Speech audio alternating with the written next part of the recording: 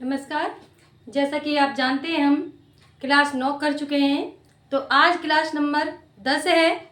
तो उसी के प्रश्न हैं। आइए हम इन प्रश्नों को एक एक करके देख लेते हैं। तो पहला प्रश्न क्या पूछ रहा है, जो इंदु किस सदी के कवि हैं? जो इंद थे वो किस सदी के कवि हैं? उत्तर में क्या आएगा? ये जो है वो छठी सती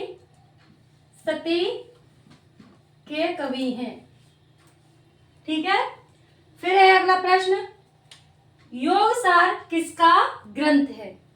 योगसार किसका ग्रंथ है? तो योगसार ग्रंथ जो है वो है योगींद्र। अब जो योगींद्र है ये दूसरा नाम किसका है? जो इंदु का। यानी कि इनके दो नाम थे, जो इंद और योगिंद्र। तो चलते हैं अगला प्रश्न क्या है, स्वयंभू का ग्रंथ पाउम चरित्र किसने पूरा किया? यानी कि जो स्वयंभू है, जब ये ग्रंथ लिख रहे थे तो उनका अधूरा रह गया था ये ग्रंथ, तो ये किसने पूरा किया था? तो उत्तर में क्या आएगा?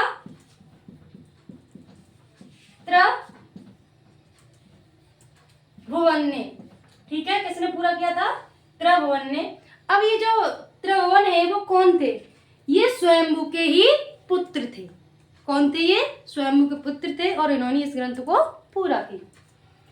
तो अगला प्रश्न क्या है, आचार्य शुक्ल ने किसको हिंदी का प्रथम कवि माना? इससे रिलेटेड हम पहले ये क्वेश्चन कर चुके हैं, इसीलिए अब एक और क्वेश्चन है इसी में कि भाई जो आचार्य रामचंद्र शुक्ल हैं उन्होंने हिंदी का प्रथम कवि किसे माना? ठीक है, जैसे हृदय प्रसाद द्विवेदी ने अब्दुल रहमान को माना, अब इन्होंने किसे माना? तो इन्होंने माना था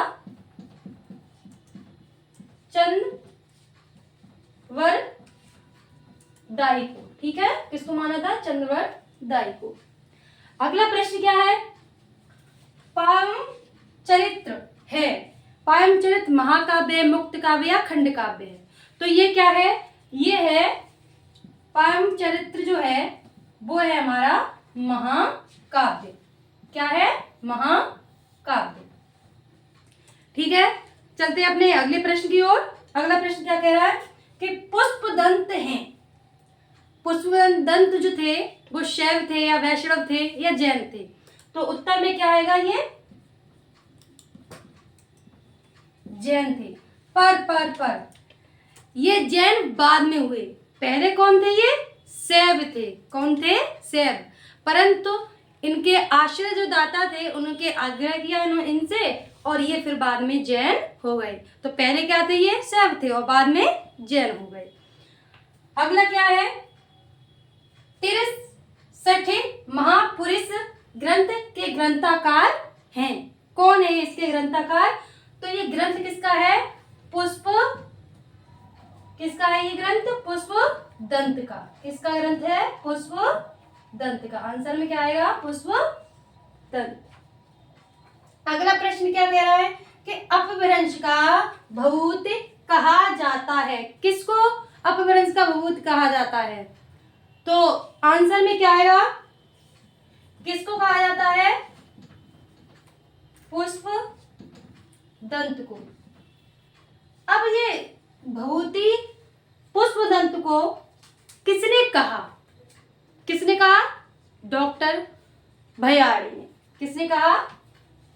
डॉक्टर भयाड़ी ने। अगला प्रश्न क्या है, भविष्यंत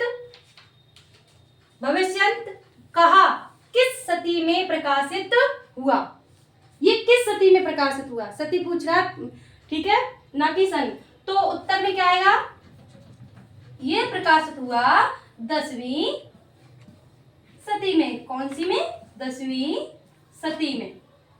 ठीक है, तो अंतिम प्रश्न और 10वां प्रश्न देख लेते हैं। 10वां प्रश्न क्या कह रहा है, देसी नाम वाला कोश किसका ग्रंथ है?